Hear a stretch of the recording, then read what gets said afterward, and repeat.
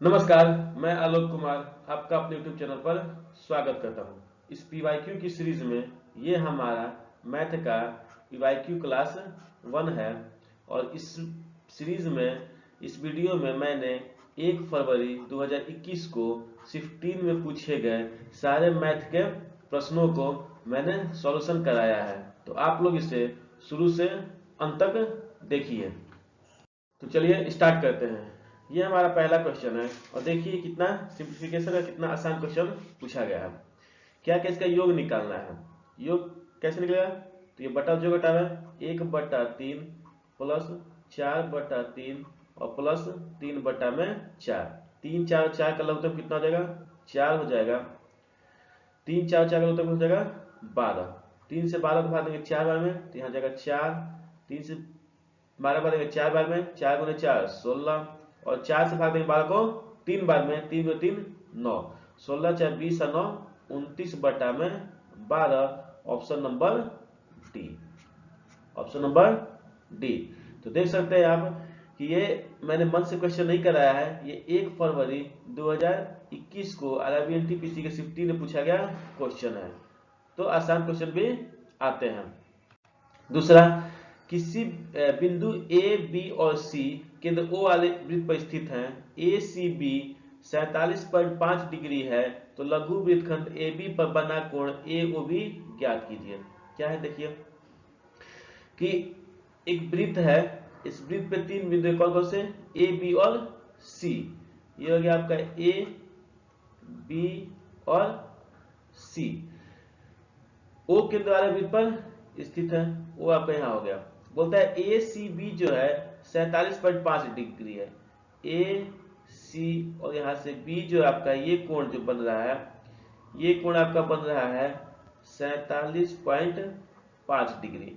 तो बोल रहा है लघु वृत्तखंड ए बी, तो लघु वृत्तखंड का ये हुआ, यह क्या हो गया, लघु वृत्तखंड हो गया ये वाला। ठीक है, तो लघु वृत्तखंड ए बी पर बना ए ओ बी का मान ज्ञात करें। ए ओ और बी का मान ज्ञात करें, यानी ये कोण ज्ञात करना। ठीक है, तो आप पढ़े होंगे थ्योरम एक कि वृत्त की परिधि पर बना कोण वृत्त के केंद्र पर बने कोण का दुगना होता है। तो अगर वृत्त की केंद्र पर बन रहा है कोण ओ, ये जो है वृत्त के केंद्र पे बन रहा है कोण ओ और ये परिधि बना कितना 47.5 डिग्री परिधि पे, तो केंद्र का कोण जो है परिधि के कोण का क्या हो जाएगा, डबल हो जाएगा। तो ये वाला कोण जो आपका होगा वो होगा 2 गुने 47.5 डिग्री। तो 47.5 में अगर 2 से गुना करेंगे हम तो कितना आ जाएगा, 47 दूनी 94 95 डिग्री। Option number D. कौन जाएगा इसका, ऑप्शन नंबर डी।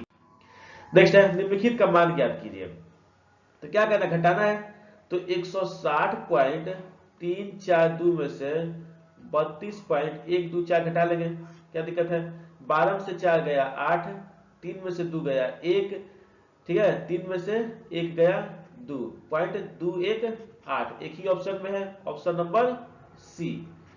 तो 128.218। देख सकते हैं, आपसे इकाई अंक मेरे पास एक ही में 8 है, तो आप इकाई अंक सॉल्व करके कर सकते हैं, पूरा इसका सोल्यूशन निकालने की कोई जरूरत नहीं था। नेक्स्ट, नरेंद्र एक कार्य को 10 दिन में पूरा कर लेता है, अमित उसी कार्य को 12 दिन में पूरा कर लेता है। उन दोनों को एक साथ मिलकर उसी कार्य को पूरा करने में कितने दिन का समय लगेगा। तो इसमें फॉर्मूला जो यूज होगा, अगर आप लोग नहीं जानते तो देख लीजिए कि कार्य बराबर क्या होता है, कार्य बराबर क्षमता गुना में दिन। ठीक है, तो इसी से कार्य निकल जाएगा क्षमता दिन से गुना करें, बाकी उसे 3-4 फॉर्मूला बना सकते हैं। क्षमता की बात की जाए तो वो हो जाएगा कार्य बटा में दिन। क्षमता की बात की जाए यहां से तो कितना आ जाएगा, वो कार्य बटा में दिन। और अगर दिन की बात की जाए तो कार्य बटा में क्षमता। ये हम 2 फॉर्मूला निकाल सकते हैं। देखते हैं यहाँ पे क्या दिया, दिन दिया हुआ है। नरेंद्र जो है किसी काम कितना दिन पूरा करता है, 10 दिन पूरा करता है। अमित जो है उसी काम को 12 दिन पूरा करता है। अच्छा, टोटल काम कितना करना है, तो क्या करें, इसका एलसीएम निकाल लेते हैं। यहाँ क्या जाएगा, चाहिए दिन है, यहाँ क्या जाएगा, काम आ जाएगा। तो 10 को आप 12 से एलसीएम निकाल लेते हैं, 60। ठीक है, टोटल काम को कितना करना है, 60। अच्छा, काम को दिन दिया हुआ था, हम क्षमता निकाल लेते हैं। क्षमता कैसे निकलेगा, देखिए कार्य बटा में दिन। ये फॉर्मूला लिखा हुआ ना, क्षमता बराबर कार्य बटा में दिन। तो क्षमता निकलेगा यहाँ पे, काम बटा में दिन कर लो, 60 बटा में 10 कितना हो जाएगा 6, और 60 बटा में 12 कितना हो जाएगा 5। ठीक है, तो बोला है उन दोनों को एक साथ मिलाकर, उन दोनों को एक साथ मिलाकर, तो इन दोनों एक साथ मिलाकर तो क्षमता कितना हो जाएगा 11। अच्छा, काम कितना करना है 60। अब क्या निकालना है, दोनों को मिला करके दिन। तो दोनों मिला करके 60 काम करते हैं और दोनों को मिला करके क्षमता कितना है 11 है। तो दिन का ये फॉर्मूला लगा देंगे, कार्य बटा में क्षमता, यानी 60 बटा में 11 भाग देंगे 11 बटे 11 पचे 55 पूर्णांक 9 बटा में 11, नहीं 11 55 और 5 60 है ना, 5 पूर्णांक 5 बटा में 11 कितना आ जाएगा 5 पूर्णांक 5 बटा में 11, यानी कि ऑप्शन नंबर बी। ठीक है, ऑप्शन नंबर बी। नेक्स्ट है, यदि 29 16 रूट अंडर बराबर कितना 54, तो निम्नलिखित का मान ज्ञात कीजिए। तो निम्नलिखित का मान ज्ञात कीजिए। अच्छा, रूट अंडर 29 और 16 का मान कितना है 54, तो रूट अंडर 29.16 मान कितना हो जाएगा, एक अंक बाद पॉइंट बिठा है, वर्गमूल के अंदर में 2 अंक बाद पॉइंट बिठा है, तो वर्गमूल बाहर कितना अंक बाद बिठेगा, एक अंक के बाद, यानी कितना हो जाएगा ये 5.4। अच्छा, इसके देखिए 0.2916 जो है इसमें 4 अंक के बाद पॉइंट बिठा है, तो यहाँ 54 पे कितने अंक बाद पॉइंट बिठेगा 2 अंक के बाद, तो 0.54 कितना हो जाएगा 5.4। ठीक है, इसमें देखिए 0.00296 कितने बार पॉइंट बिठा है, 1 2 3 4 5 6, कितने बार 6 अंक के बाद। तो जो मेरा वर्गमूल निकला था 54, इसमें कितने बार बिठेगा 3 अंक के बाद, 3 अंक तो है नहीं, तो इसके पहले हम क्या करेंगे 0 जोड़ लेंगे, तो ये हो जाएगा मेरे पास 0.054।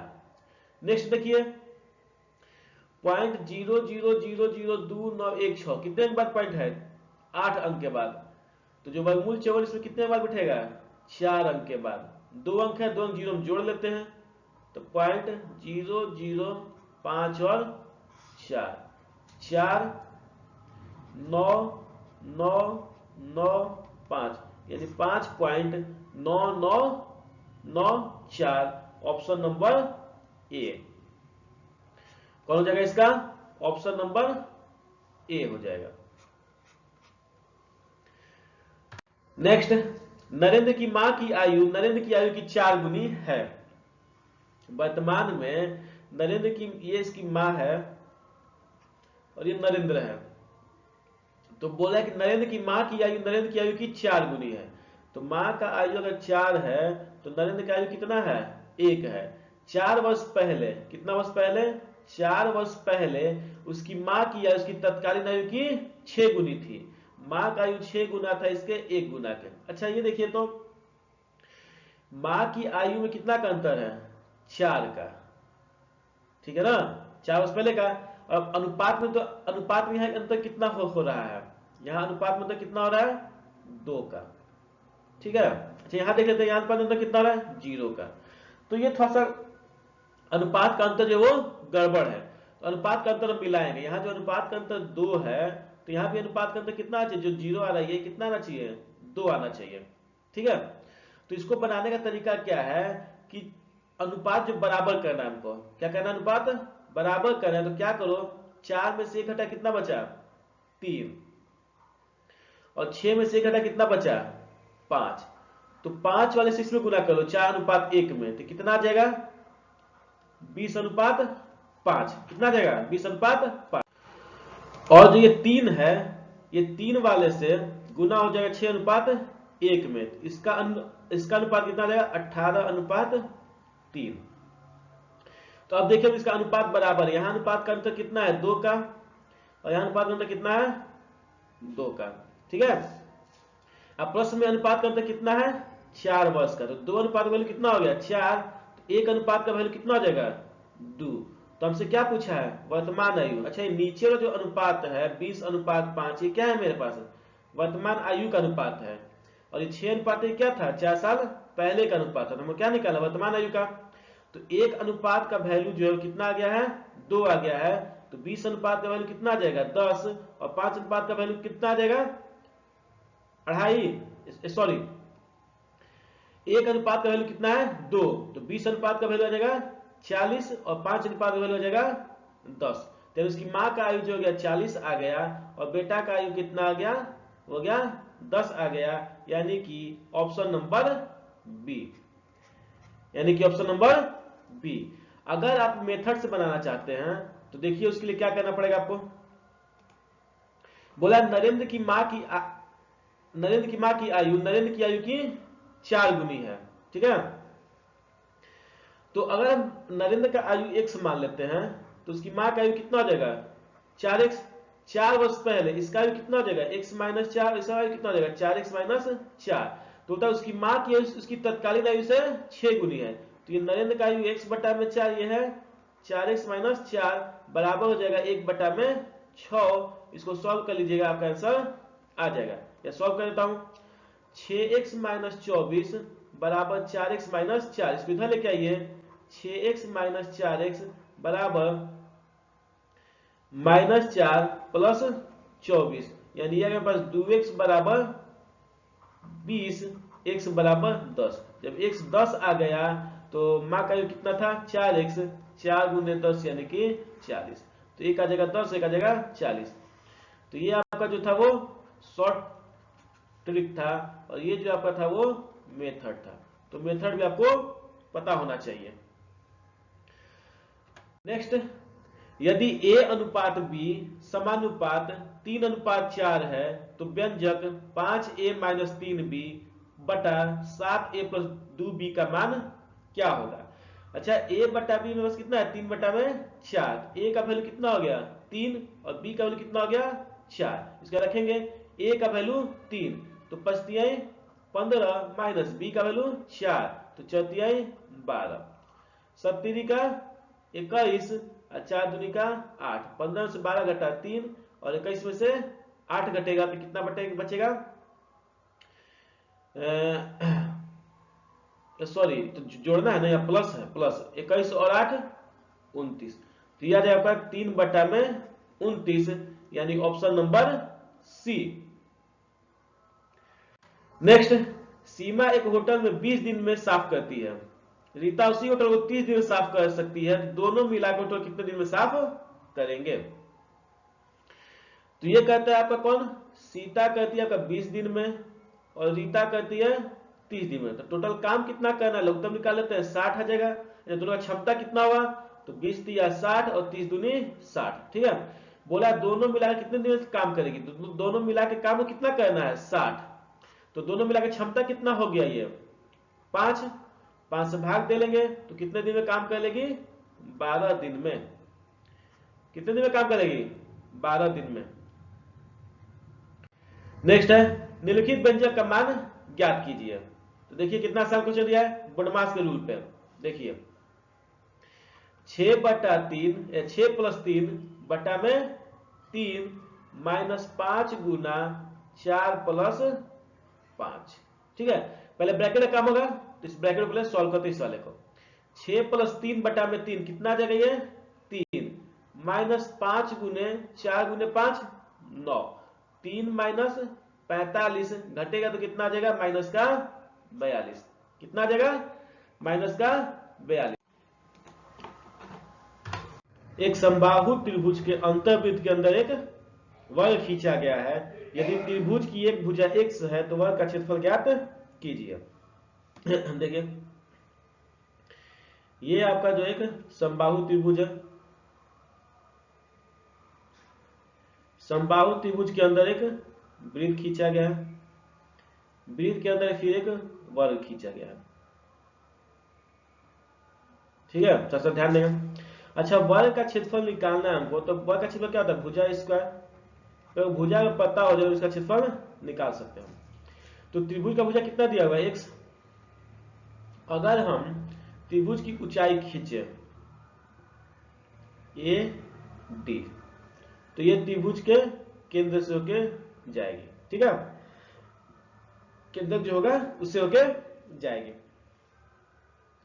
अब अगर हम बात करें तो त्रिभुज का ऊंचाई जो होगा एडी, एडी कितना हो जाएगा, एडी आपके हो जाएगा √3/2 गुने भुजा, यानी √3/2 गुने x। हम जानते हैं त्रिभुज का ऊंचाई का एक केंद्र O है, तो AO और OD में अनुपात जो आपका होता है वो होता है 2:1 का। तो इस बेसिस पे AD का अनुपात कितना हो जाएगा 3, और AD हम निकाले कितना है, तो वो निकाले हैं हम √3/2x, यानी 3 अनुपात का वैल्यू कितना होगा √3/2x। तो एक अनुपात का वैल्यू कितना हो जाएगा √3/2x बटा में 3, √3 से 3 कटेगा √3 बार में, यानी x/2√3। अच्छा, ये जो एक अनुपात है, ये एक अनुपात ही क्या मेरे पास OD है, ठीक है, यानी OD का वैल्यू कितना आ गया x/2√3, ठीक है। अच्छा, OD को अगर हम देखें तो ये OD जो है ये वृत्त की क्या है, त्रिज्या है। तो हम बोल सकते हैं OD बराबर R, जो वृत्त की त्रिज्या है वो कितना हो गया x/2√3। अच्छा, वृत्त की त्रिज्या जो है वो हम इधर भी निकाल सकते हैं, ये भी तो वृत्त की त्रिज्या है, वृत्त के केंद्र से वृत्त की परिधि पर मैच कर दे भी क्या है, त्रिज्या है। और इस त्रिज्या को अगर हम आगे मिला दे तो क्या कहला जाएगा, वृत्त का व्यास कहला जाएगा। यानी कहने का मतलब है वृत्त का व्यास जो d है वो कितना होता है 2r होता है, और 2 गुना x/2√3 हो जाएगा। 2 से 2 खत्म, ये कितना बच गया x/√3। तो व्यास कितना आ गया x/√3। अगर आप ध्यान से देखेंगे तो जो वृत्त का व्यास जो है वो आपका जो ये वर्ग है इसका विकर्ण है। वृत्त का व्यास जो है वो वर्ग का क्या है, विकर्ण है। तो वृत्त का व्यास जो है वो वर्ग के विकर्ण के बराबर होगा। तो वृत्त का व्यास मेरे पास आया है x/√3, और विकर्ण जो होता है वो होता है √2 गुने भुजा, ठीक है। तो यहां से हम भुजा निकालना चाहेंगे तो भुजा कितना आ जाएगा मेरे पास x/√3/√2। भुजा कितना आ गया x/√3 गुना में √2। हमको निकालना क्या है, क्षेत्रफल। क्षेत्रफल का फॉर्मूला जानते हैं, भुजा का स्क्वायर, यानी x/√3 गुना √2 का होल स्क्वायर, और x का स्क्वायर हो जाएगा x², √3 का स्क्वायर 3 और 2 का 2, यानी x²/6। इसको लिख सकते हैं 1/6 x²। तो यानी कहने का मतलब है वर्ग का क्षेत्रफल कितना आ जाएगा 1/6 x²। इससे आपका किसी भी चीज का पूछा जा सकता है। जैसे अगर त्रिभुज का पूछता तो त्रिभुज का तो भुजा x दिया हुआ है, हम डायरेक्ट निकाल लेते हैं √3/4 गुने भुजा स्क्वायर। अगर वृत्त का पूछता तो हम r निकाल चुके हैं x/2√3, तो वृत्त का होता है πr²। पाई r² करेंगे तो x²/4 गुने 3, यानी 1/12 पाई x²। ये आपका वृत्त का क्षेत्रफल आ जाता है। तो कुछ भी इसमें पूछा जा सकता है। नेक्स्ट, बिग मार्ट कार्ड से भुगतान करने पर 5% की छूट देता है। किसी वस्तु पर 10% लाभ कमाने के लिए अंकित मूल्य क्रय मूल्य से कितने प्रतिशत अधिक होना चाहिए। तो इसका आप ये निकाल सकते हैं कि अगर अंकित मूल्य और क्रय मूल्य में अनुपात निकालना है, एमआरपी में और क्रय मूल्य यानी कि सीपी में अगर अनुपात निकालना है हमको, तो यहाँ का फॉर्मूला होता है 100 प्लस प्रॉफिट परसेंटेज बटा में 100 माइनस डिस्काउंट परसेंटेज। तो 100 प्लस प्रॉफिट मतलब आ गया 100 प्लस 10 110, और 100 माइनस डिस्काउंट आ गया आपका कितना 95। तो 5 से भाग देंगे हम तो कितना आ जाएगा 22 5 110, 5 से भागेंगे तो 19। बोला है लाभ अंकित मूल्य क्रय मूल्य से कितने प्रतिशत अधिक होना चाहिए। अंकित मूल्य क्रय मूल्य से कितने प्रतिशत अधिक होना चाहिए। तो जो अंकित मूल्य 22 है वो क्रय मूल्य 19 से कितना प्रतिशत अधिक है, कितना अधिक है 3। तो 3 बटा किस से, क्रय मूल्य से, 19 गुना में 100। तो ये आ गया आपका 300 बटा में 19, 19 से कम 19, और 19 से कम 19, 19 पचे 95, 19 से कम 19, 19 पचे 95, 19 से कम 19, 19 पचे 95। अगर 300 को 19 से भाग देंगे तो 19 से कितना जाएगा 19, बचेगा 11 0, 19 पचे 95, बचेगा कितना 15। तो 15 पूर्णांक 15/19% इसका आंसर आ जाएगा।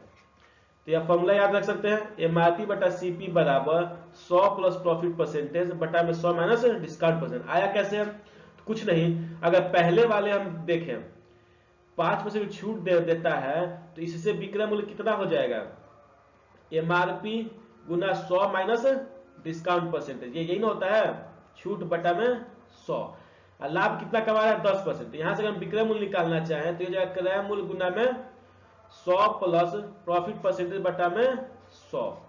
अगर दोनों को हम बराबर कर लेंगे, दोनों तो एसपी है, विक्रय मूल्य है, अगर दोनों को बराबर कर ले हम तो आपका ये वाला फॉर्मूला निकल करके आ जाएगा।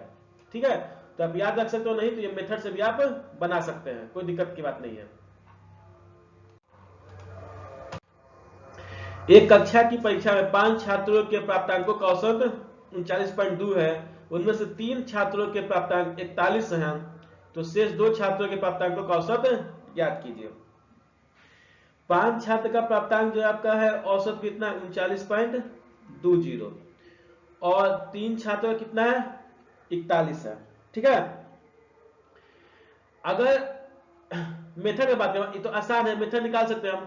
अगर 39.20 में अगर 5 से गुना कर दें तो 5 का कुल अंक निकल जाएगा, कितना आ जाएगा? 20 बचे 100, हासिल बचा 1। ठीक है, 9 बचे 45 से 46 के 6 हासिल 4, बचते 15 4 19, 196 आ गया। 41 गुने 3 कितना आ गया? 4 3 12 और 1 30, घटेगा ये आ गया 6 में से 3 गया 3, 9 में से 2 गया 7, 73, यानी 2 का जोड़ कितना आ गया? 73। 3 विद्यार्थी का जोड़ कितना था? 41 और 5 का कितना था? 39.2। तो 2 बच्चा विद्यार्थी, तो 2 विद्यार्थी का अंकों का जोड़ कितना आ गया? 73। तो एक विद्यार्थी का कितना आ जाएगा आपके पास? 2 से 3 और 2 छक 12, यानी 36.5। कितना आ जाएगा? 36.5, ऑप्शन नंबर बी। तो ज्यादा इसमें कोई शॉर्ट ट्रिक लगाने वाली बात नहीं थी, आप इसको डायरेक्ट बना सकते थे क्योंकि इसका कैलकुलेशन भी इजी था। नेक्स्ट, 12 गुना 15 15 गुना 21 गुना 21 गुना 12 का महत्तम समापवर्तक क्या होगा? तो 12 गुना 15, इसको हम लिख सकते हैं 12 को अगर इसका गुणनखंड निकाले तो 2 से 6, फिर 6 को 2 से 3, 15 को 3 5 15, 15 गुने 21, 15 को लिख सकते हैं हम यहाँ पे लिख लेते हैं 3 गुने 5, और 21 को लिख सकते हैं 3 गुना में 7। ठीक है, 21 गुना में 12, 21 आ जाएगा आपके पास 3 गुना में 7 और 12 आ जाएगा 2 दूनी 4 4 3 12। ठीक है, तो आप ऐसे देख सकते हैं 2 कितनी बार है? 2 बार, 2 है आपके पास 2 बार, 3 है 2 बार और 5 है 1 बार। इस वाले में 3 2 बार, 7 और ये 5, यहाँ पे 2 2 बार, 3 2 बार और 7 1 बार, 3 2 बार और 7 1 बार। तो क्या मैच कर रहा है इसमें? 3 2 बार जो है वो मैच कर रहा है और कुछ मैच कर नहीं रहा है। 5, यहाँ भी 5 है ना, यहाँ 5 है, इसमें 5 नहीं है। 3 कितनी बार मैच कर रहा है?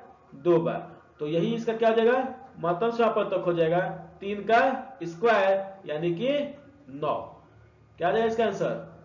9। ठीक है, नहीं तो इसे गुना कभी कर सकते थे, ये आपका आसान पड़ेगा।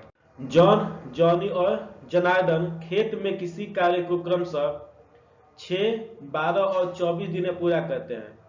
वे एक साथ मिलकर उसी कार्य को कितने दिन में पूरा करेंगे? तो ये अगर जॉन है, ये जॉनी है और ये जनार्दन है। जॉन कितने दिन में करता है? 6 दिन में, जॉनी 12 दिन में और जनार्दन 24 दिन में। इसका लघुत्तम निकल आ जाएगा 24। कुल कार्य कितना हो गया? 24। जॉनी का क्षमता कितना हो गया?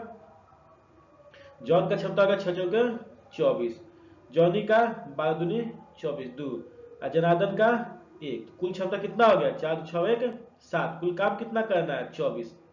कितने दिन में करेगा? 24 बटा में 7, 70 का 21 और 3 24, 3 पूर्णांक 3 बटा में 7 दिन में, यानी कि ऑप्शन नंबर ए। नेक्स्ट, यदि एक विक्रेता अपने माल का अंकित मूल्य क्रय मूल्य से 20% अधिक रखता है और 20% की छूट देता है तो उसका प्रतिशत लाभ या हानि ज्ञात करें। हम इसमें एक फॉर्मूला लगा सकते हैं, कौन कौन सा, a plus B plus A B बटा में 100। ठीक है, ओवरऑल अगर परसेंटेज हमको निकालना तो ये निकाल सकते। फॉर्मूला लगता कब है, तो जब ए और बी प्रतिशत है, जब ये दोनों प्रतिशत एक ही चीज पे अप्लाई होते हैं। जैसे बात है 10 कोई संख्या है, एक बार ये 20% बढ़ गया और दूसरी बार ये 20% कम हो गया, या एक बार ये 20% बढ़ गया दूसरी बार 30% कम हो गया, तब लगा सकते हैं क्योंकि 10 पे ही काम हो रहा है और दोनों प्रतिशत जो है वो एक ही संख्या पर काम करते हैं, तो हम इसको एक ही बार ये फॉर्मूला लगा सकते हैं। देखिए, यदि एक विक्रेता अपने माल का अंकित मूल्य क्रय मूल्य से 20% अधिक करता है, क्रय मूल्य से कितना अधिक करता है 20%, और फिर छूट दे देता है उसी पे, तो एक बार 20% क्या किया, बढ़ा दिया, और फिर बढ़ाने के बाद उस पर छूट दे दिया, तो इसका मतलब ये दोनों प्रतिशत एक ही इंटिटी पे काम कर रहे हैं, तो हम ये फॉर्मूला लगा सकते हैं, a plus B plus A B बटा में 100 का फॉर्मूला लगाया जा सकता है। अच्छा, इसके लगाने से पहले इसका साइन हमको पता होना चाहिए, तो 20% अधिक अंकित करता है, यानी a का वैल्यू आ गया आपके पास प्लस का 20%, 20% की छूट देता है तो b का वैल्यू आ गया माइनस का 20%। तो यहां लगाएंगे हम प्लस का 20 माइनस का 20 प्लस 20 गुने माइनस 20 बटा में 100, ये तो 0 हो गया, और ये कितना हो गया आपके पास 20 या 400 माइनस 400 बटा में 100 कट जाएगा, कितना जाएगा माइनस का 4%। तो 4 तो आपका बता रहा है कि प्रतिशत कितना बढ़ा या घटा है, और माइनस बता रहा है कि प्रतिशत क्या हो रहा है, घटा हो रहा है, यानी कि 4% का हानि होगा। ऑप्शन नंबर बी क्या हो जाएगा, 4% का हानि, ऑप्शन नंबर बी। अगर यही आपका आ जाता प्लस का 4%, तो यानी कि 4% का लाभ हुआ है या 4% का वृद्धि हुआ है। नेक्स्ट, 150 मीटर ऊंची मीनार से वाहन की दूरी ज्ञात कीजिए यदि वाहन का अनुमान कोण 45 डिग्री है। देखिए,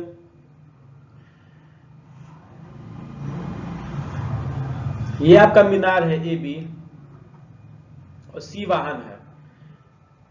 मीनार का ऊंचाई 150 मीटर, अनुमान कोण कितना है 45 डिग्री। अनुमान कोण ऐसे यहां बनता है कि हम उसको उन्नयन ही बना लेते हैं, 45 इधर आएगा तो 45 डिग्री। तो वाहन की दूरी ज्ञात करना है, ये दूरी ज्ञात करना है, तो tan 45 का वैल्यू कितना होता है 1, और फॉर्मूला क्या होता है लंब बटा में आधार, तो BC कितना आ जाएगा 150 मीटर, यानी इसका आंसर कितना आएगा 150 मीटर। ठीक है, नेक्स्ट 45 किलोमीटर प्रति घंटा की चाल से चल रही एक रेलगाड़ी 4 घंटे में कितने खंभे को पार कर लेगी। दिया गया है कि रेलगाड़ी पर खंभे 50 मीटर की दूरी पर स्थित है, रेलगाड़ी यात्रा के आराम में एक खंभे को पार कर लेती है। ठीक है, तो अगर 45 किलोमीटर प्रति घंटा है तो 4 घंटे में कितना दूरी तय कर लेगा, 45 गुने में 4, 45 दूरी 90, 90 दूरी 180, कितना चलेगा ये 180 किलोमीटर। खंभों के बीच की दूरी देखिए 50 मीटर है, मीटर में दिया हुआ, तो इस दूरी को मीटर बदल लेते हैं, तो मीटर बदल के 1000 से गुना करना पड़ेगा, तो ये आपका कितना आ जाएगा 18 पर 4 जीरो, यानी इतना मीटर का ये दूरी आपका तय करेगा। तो दो खंभे बीच की दूरी कितना है 50 मीटर, अगर उसको 50 से भाग कर दे तो ये पता चल जाएगा कितने खंभे लगे हैं, कटेगा 5 से 36 5 180 और डबल जीरो, यानी कितना खंभा लगा है 3600। लेकिन 3600 टिक मत मार दीजिएगा, बोला है आगे कि रेलगाड़ी यात्रा के आरंभ में ये खंभे को पार करते हैं, जब रेलगाड़ी यहां से चलना स्टार्ट करता है तो यहीं पे एक खंभा है। ठीक है, तो एक खंभा ये वाला क्या हो जाएगा जुट जाएगा, यानी कि 3600 एक खंभा हो जाएगा, कितना हो जाएगा 3600 एक खंभा का सही आंसर है। नेक्स्ट, एक चुनाव में एक उम्मीदवार को 37% वोट प्राप्त हुआ, ठीक है, और विजयी उम्मीदवार 5,20,000 मत से हारा है। विजयी उम्मीदवार से कितना मत से हारा है 5,20,000 से, तो इस चुनाव में दोनों उम्मीदवारों द्वारा डाले गए मतों की कुल संख्या कितनी है। तो मात्र टोटल मत कितना पड़ा था 100%, तो एक को मिला है 37%, तो दूसरे को मिला होगा 37%, तो बराबर हो गया होगा। और ये 37 कितना हो गया आपके पास? 74%। ठीक है, तो बाकी कितना बचे आपके पास? 26%।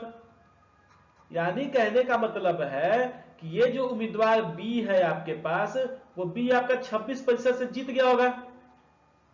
बोलिए, ऐसे सब समझ जाइए कि अगर ये 100% का वोट है, अगर इसको 37 मिला है तो इसको कितना मिला होगा? 63 में मिला होगा। कितना मिला होगा? 63 मिला होगा। कितना? 63 मिला होगा। अच्छा, इस 63 में जो 37% वोट है ये मिला होगा, तभी तो इसके बराबर आया है, तभी तो कोई जीत और हार नहीं हुआ है। फालतू कितना मिला है इसको? 26%। और ये 26% वोट ही इसके जीत का क्या है? कारण है। आगे बात समझ में? 37 और 37% मिलता तो ये दोनों वोट क्या हो जाता? बराबर हो जाता। लेकिन जो 26% ज्यादा वोट मिला है, यही इसके जीत का कारण है। यानी बोल सकते हैं कि 26% जो वोट है वो किसके बराबर है? 52 पे 4 जीरो के बराबर है। तो 1% किसके बराबर हो जाएगा? 26 दूनी 52, 2 पे 4 जीरो के बराबर हो जाएगा। ठीक है, तो टोटल वोट कितना पड़ा था? 100%। 100 का मतलब क्या हो जाएगा? 2 पे 4 जीरो और फिर 2 जीरो, यानी कि 2 पे 6 जीरो। ऑप्शन नंबर बी मेरे पास आंसर आ जाएगा। ठीक है, क्या दिक्कत है यहाँ पे आपको? नेक्स्ट, 120 के विषम और सम कुल संख्या क्रमशः कितनी है? 120 के विषम और सम भाजकों की कुल संख्या कितनी? यहां क्या हो जाएगा? भाजक या गुणनखंड। ठीक है, तो पहले 120 का हम गुणनखंड निकाल लेते हैं। कितना हो जाएगा? 2 से 60, 2 से 30, 2 से 15 और 3 से 5। कितना आ गया? 2 की पावर 3, 3 की पावर 1 और 5 की पावर 1। बोला है सम और विषम का। तो इसमें देखो एक और चीज पूछा जाता है, कुल भाजक। यही पूछा जा सकता है। तो कुल भाजक के लिए कुछ नहीं करना है, जो पावर उसको एक बढ़ा के गुना कर लो। 2 की पावर कितना है? 3, एक बढ़ेगा तो 4। 3 की पावर कितना है? 1, बढ़ेगा तो 2। 5 की पावर कितना है? 1, बढ़ेगा तो 2। तो 4 दूनी 8 दूनी 16। कुल भाजक कितना आ गया? 16। इसी कुल भाजक में कुछ सम होगा, कुछ विषम होगा। लेकिन देखिए ऑप्शन आपको भी वही दिया है, 12 4 16, 16 जीरो 16, 4 12 16, 8 8 16। तो आप पता नहीं लगा पाएंगे। तो पूछा जाता है, इसको भी आप ध्यान रखेंगे कि जब कुल पूछा जाता है तो पावर को एक एक बढ़ा करके क्या करना होता है? गुना करना होता है। अब देखते हैं सम पे हमको क्या निकालना है। पहले हम निकालते विषम कितना होगा। ठीक है, विषम निकालने के लिए आपको जो है ये सम जो है वो खत्म करना पड़ेगा। 2 के पावर 3 पूरा का पूरा क्या करना पड़ेगा? खत्म करना पड़ेगा। यानी कहने का मतलब है बचा 3 और 5। तो 3 का पावर 1 है, इसको बढ़ाएंगे तो आ जाएगा 2, और 5 के पावर 1 है, इसको बढ़ाएंगे तो आ जाएगा 2। यानी विषम का संख्या कितना आ जाएगा आपके पास? 4। ऑप्शन एक ही में दिया हुआ है सी। कितना आ जाएगा आपके पास? 4,12। नहीं तो देखिए कुल भाजक कितना आ गया था? 16। इसमें विषम कितना आ गया? 4। घटा लेंगे तो कितना बच जाएगा? 12। और ये आपका क्या कहला जाएगा? सम कहला जाएगा। क्या कहला जाएगा आपके पास? सम कहला जाएगा। अच्छा, सम जो होता है, सम अगर आप निकालना चाहते हैं तो सम के लिए आपको क्या करना पड़ेगा? सम के लिए आपको सम के लिए आपको जो विषम आया है, या जैसे मेरा जो गुणनखंड आया था 2 की पावर 3, 3 की पावर 1 और 5 की पावर 1।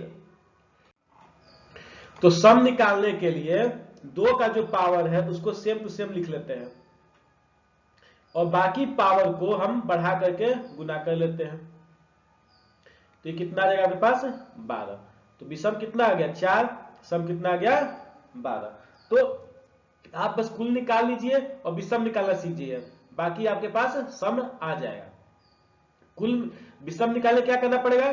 जो 2 का घात है उसको पूरा पूरा खत्म कर दीजिए, बाकी जो विषम का घात बच गया उसका पावर लेके बढ़ा करके गुना कर लीजिए तो विषम का कुल भाजक का संख्या आपके पास आ जाएगा। ठीक है, नेक्स्ट x प्लस 1/2 बराबर 2 है, तो एक्स स्क्वायर प्लस 1/x² का मान क्या होगा? तो इसका फॉर्मूला जो होता है वो होता है x प्लस 1/x का होल स्क्वायर माइनस का 2। तो यानी कि 2 का होल स्क्वायर माइनस 2 यानी 4 माइनस 2 कितना आ जाएगा? 2। Option number C. Next 4 plus √2 बटा में √2 प्लस 1 का मान क्या होगा? तो देखिए सिंप्लीफिकेशन है, कुछ नहीं करना, इसका परिमेयकरण कर देना है। 4 प्लस √2 बटा में √2 प्लस 1 गुना परिमेयकरण करेंगे तो √2 माइनस 1 बटा में √2 माइनस 1।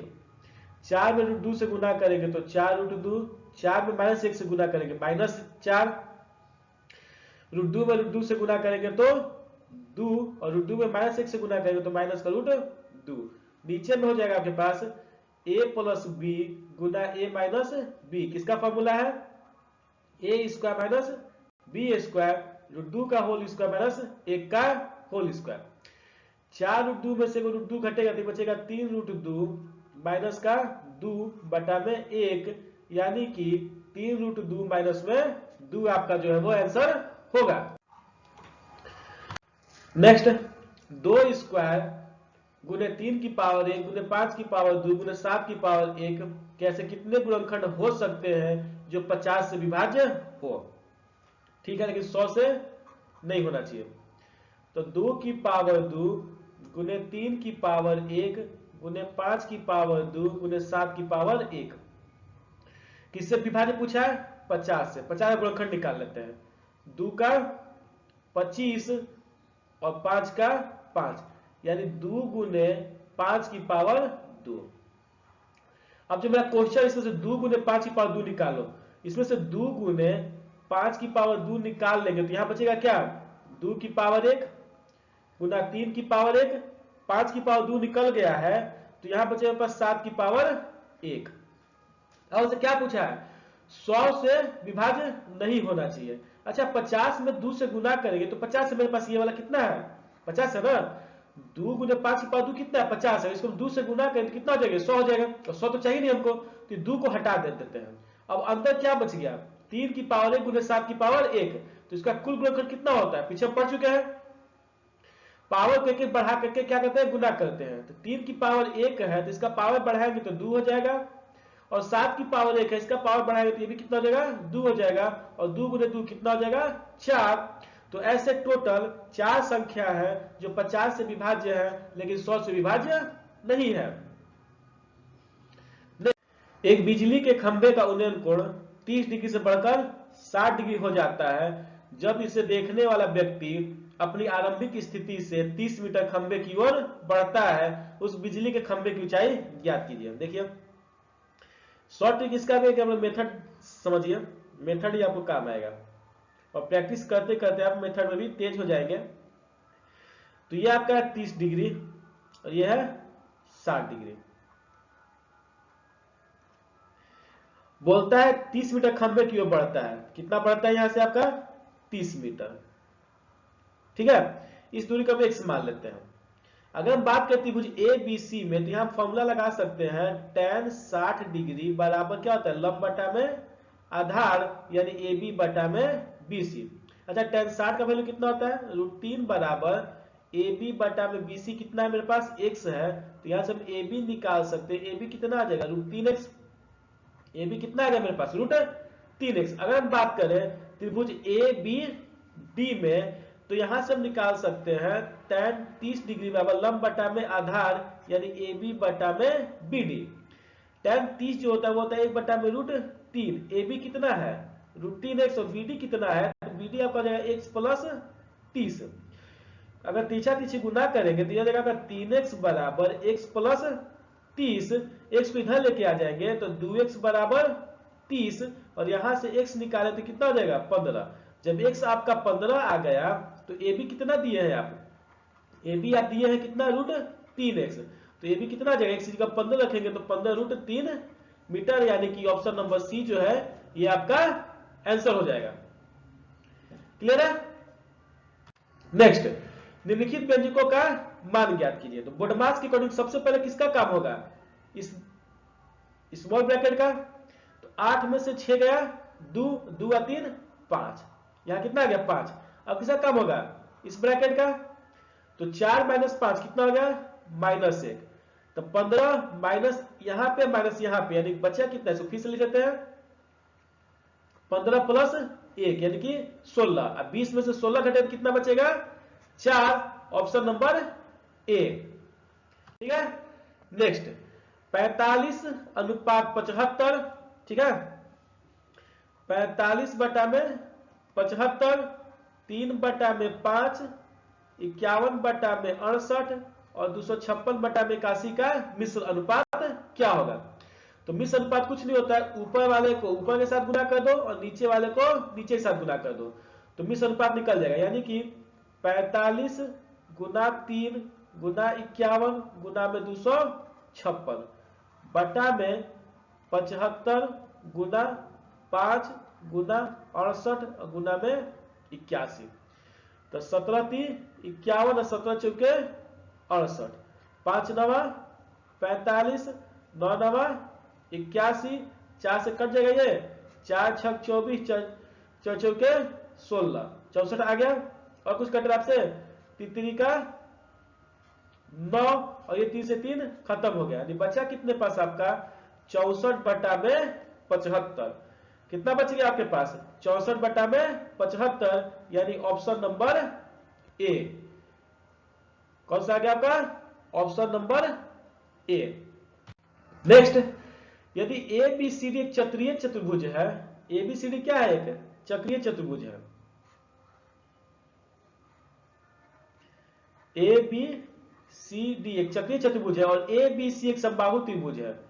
ए बी सी जो है आपका एक समबाहु त्रिभुज है, तो सी डी ए का मान ये निकालना है। अच्छा, समबाहु त्रिभुज है तो ये 60 हो जाएगा, ये 60 हो जाएगा, ये भी 60 हो जाएगा और ये भी 60 हो जाएगा। और चक्रीय चतुर्भुज में आमने सामने कोण का योग कितना होता है? 180 डिग्री। तो जब ये 60 है तो इसको 120 होना पड़ेगा, तभी ये जाएगा क्या क्या हो जाएगा? 180 डिग्री हो जाएगा आमने सामने का कोण। तो कितना हो जाएगा आपके पास? 120 डिग्री। 26 का सी 120 डिग्री। नेक्स्ट, उन दो गोलों के आयतनों का अनुपात ज्ञात कीजिए जिनके वक्र पृष्ठ के क्षेत्रफल का अनुपात कितना है? 1:4। तो देखिए, गोला के वक्र पृष्ठ क्षेत्रफल क्या होता है? 4πr²। कितना दिया है? 1:4। आयतन कितना होता है? 4/3πr³। तो देखिए, 4 कांस्टेंट है, पाई कांस्टेंट है, यानी r² का अनुपात कितना है? 1:4। 4/3 कांस्टेंट है, पाई कांस्टेंट है, यानी r³ का अनुपात निकाल दे तो हमको आयतन का अनुपात निकल जाएगा।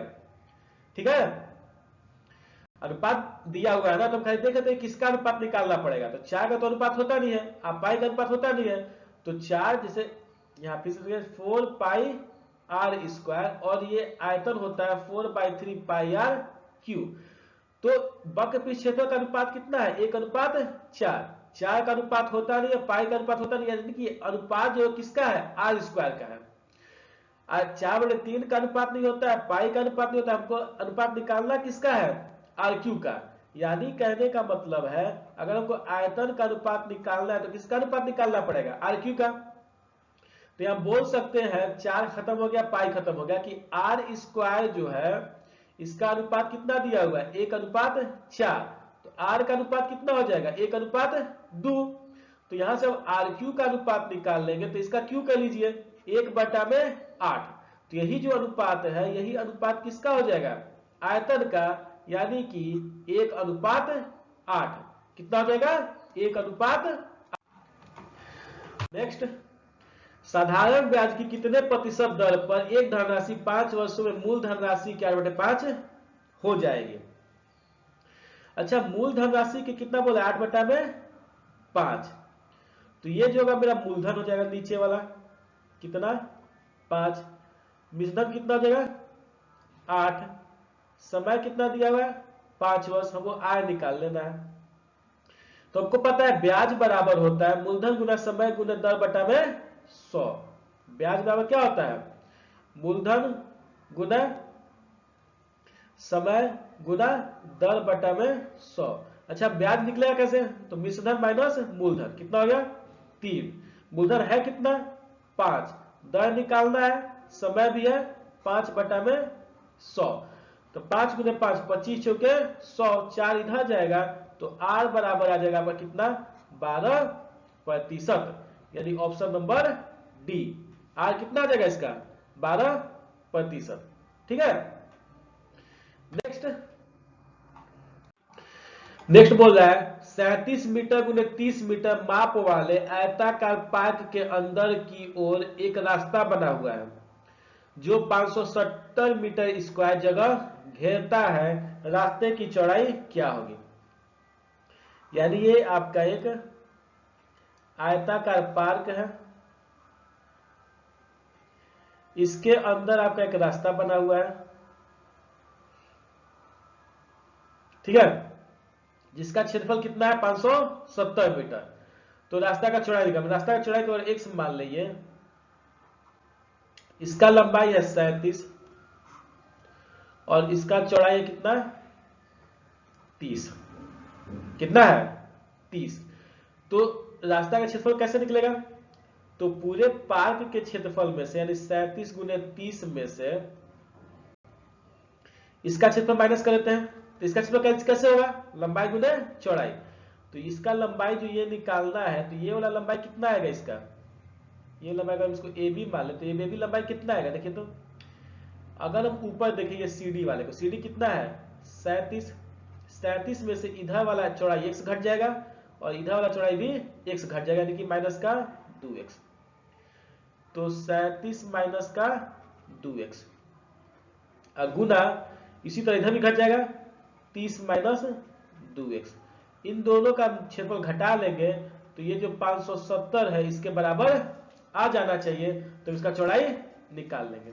ठीक है। तो देखिए तो यहाँ पे पर इसको गुना करते हैं 37 गुने 30 कितना हो जाएगा? ये 70 21 की 1 हासिल 2 तितली के 9 और 2 11, यानी 1110 मीटर हो जाएगा। ठीक, 1110 मीटर। इस माइनस 50 को इधर ले आते हैं 570 वाले, इधर कितना बच जाएगा 37 माइनस 2x गुने 30 माइनस 2x। ये बचेगा कितना आपका 0, 11 में से 7 गया 4, 10 में से 5 गया 5, 540। कितना बचेगा 540। बोला ठीक है।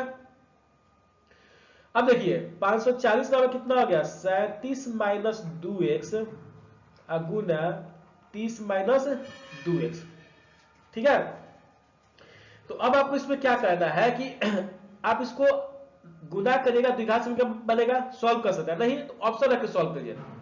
जैसे अगर चौड़ाई को हम 10 मान लें, ठीक है, तो 10 दूनी 20। तो यहां पे देखेंगे आप कि यहां पे आंसर कितना है 37 माइनस 20 यानी कि 17। 37 माइनस 20 यानी कि 17। पहला ऑप्शन अगर हम 10 रखते हैं तो 37 माइनस 20 17 गुना में 30 माइनस 20 10, कितना आ गया 170। इसके बराबर आया? नहीं आया। 28 रखते हैं, 28 दूनी 56, जबकि यहाँ 30 में 56 घटेगा ही नहीं तो ये भी नहीं आएगा। फिर रखते हैं 5, तो 37 में से 10 घटेगा, एक सेकंड जरा इसको मिटा दिया जाए। अब देखिए अगर हम ऑप्शन बी रखते हैं, ऑप्शन बी का चौड़ाई कितना है 5, यानी x का वैल्यू कितना आ गया 5। तो 37 माइनस 10 कितना देगा 27 गुने 30 में से 10 घटा 20, 27 दूनी 54, 540 आ गया। तो यानी ऑप्शन नंबर सी इसका आंसर हो जाएगा। तो इस टाइप के क्वेश्चन में आपको पूरा सॉल्व करने की जरूरत नहीं है, आप ऑप्शन से भी चेक कर सकते हैं। ठीक है ना। नेक्स्ट आपका है एक वस्तु को 390 रुपए विक्रय मूल्य बेचने पर 20% का लाभ प्राप्त होता है, तो क्रय मूल्य निकालिए। अच्छा 20% के लाभ पर बेचता है, ठीक है, तो इसका जो अनुपात है वो कितना हो जाएगा विक्रय मूल्य और क्रय मूल्य का अनुपात कितना हो जाएगा? क्रय मूल्य को हम 100 मान ले तो विक्रय मूल्य 120, यानी कि 6 बटा में 5, और कितने बेचा गया 390 390 में 6 का वैल्यू कितना हो गया 390। 6 का वैल्यू कितना हो गया आपके पास 390। तो 1 का वैल्यू जो आएगा वो आएगा आपका 6 के 36, 30 6 5 30, यानी 1 अनुपात का वैल्यू कितना आ गया 65। तो 5 का वैल्यू कितना आ जाएगा 65 गुणे 5, 6 5 30 और 5 25, यानी कि 325 रुपया। कितना आ जाएगा आपके पास 325 रुपया। तो इसका आंसर हो जाएगा ऑप्शन सी 325। कितना हो जाएगा इसका 325। नेक्स्ट है आपके पास निम्नलिखित ग्राफ 7 वर्षों के दौरान कंपनी ए और बी द्वारा की गई बिक्री को दर्शाता है। ग्राफ के आधार पर दिए गए प्रश्न का उत्तर दे। किस वर्ष में कंपनी ए और बी द्वारा की गई बिक्री का अंतर न्यूनतम है। यानी कहने का मतलब है कि किसमें अंतर जो है सबसे कम है। तो देखिए पहले देते 2002 में 2002 में देखेंगे आप तो ए के द्वारा आपके पास बेचा गया जो है वो है आपके पास 20 और बी के द्वारा 10। तो अंतर कितना का आ गया 10 का।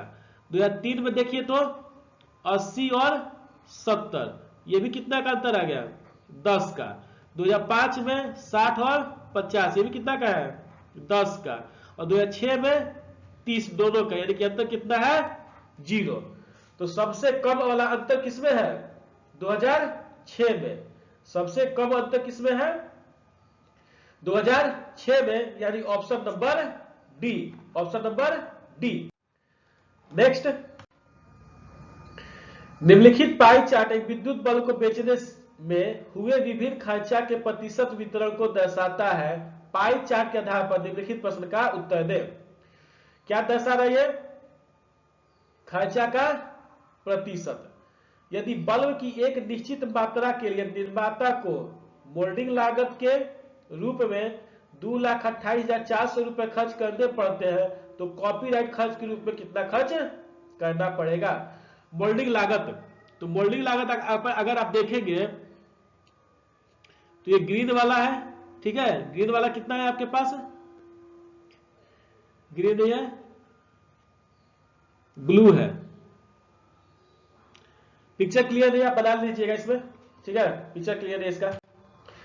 निम्नलिखित संख्याओं को आरोही क्रम में व्यवस्थित कीजिए। आरोही मतलब क्या होता है बढ़ते हुए, यानी सबसे कम वाला सबसे पहले और सबसे ज्यादा वाला सबसे बाद में। तो सबसे कम कौन है इसमें, माइनस वाला सबसे कम हो जाएगा 1 और 4। माइनस में भी जो सबसे नंबर ज्यादा है वो कम हो जाएगा, 0.96।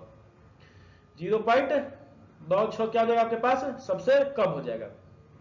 इससे ज्यादा 0.64, यानी 1 के बाद 4, option number C, option number सी।